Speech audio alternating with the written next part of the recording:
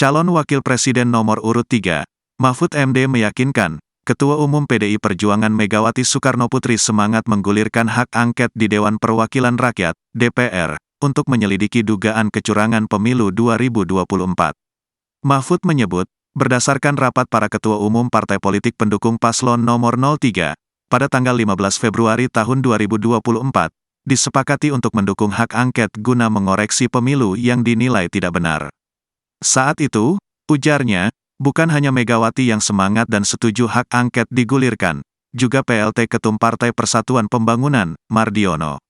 Rapat yang juga dihadiri Ketum Partai Hanura Usman Sabtaodang dan Ketum Partai Perindo Heri Tanusudibjo, menghasilkan keputusan mengoreksi pemilu 2024 dengan 3 cara. Pertama, melalui jalur hukum di Mahkamah Konstitusi, MK. Dalam hal ini pihak yang digugat adalah penyelenggara pemilu yakni Komisi Pemilihan Umum, KPU. Kedua, jalur politik dengan menggulirkan hak angket di DPR oleh parpol pendukung paslon nomor 03. Ketiga, tekanan publik dan opini masyarakat. Saya belum bisa mengatakan seberapa besar harapan menegakkan demokrasi melalui hak angket, karena keputusan hak angket tergantung pada yang banyak. Politik mencari menang itu tergantung manuver. Beda dengan hukum mencari benar dan pedomannya jelas tinggal hakimnya berani atau tidak.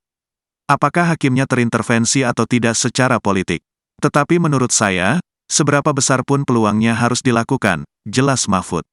Lebih lanjut, Mahfud menuturkan bahwa parpol pendukung dan Ganjar Pranowo, yakni PDI Perjuangan dan PPP mendukung hak angket. Mantan Ketua MK itu menuturkan, tujuan hak angket bukan untuk memakzulkan Presiden Joko Widodo melainkan untuk mengeluarkan rekomendasi apakah terjadi pelanggaran undang-undang. Ada 3 UU yang akan disandingkan dengan dugaan kecurangan dalam penyelenggaraan pemilu 2024, yakni UU tentang APBN dan UU tentang keuangan negara terkait anggaran bantuan sosial, Bansos. Menurut mantan Menko Polhukam itu, anggaran Bansos tahun 2023 berakhir pada November, tapi diperpanjang tanpa mengubah APBN. Kemudian, pada tahun 2024 jumlah Bansos naik dan dibayarkan kepada penerima pada Januari dan Februari menjelang pemilu. Padahal, undang-undang untuk tahun 2024 itu baru disahkan tanggal 16 Oktober tahun 2023, harus menunggu perubahan APBN, padahal dipaksakan dibagikan. Ini pelanggaran undang-undang, ujar pria kelahiran Sampang, Madura itu.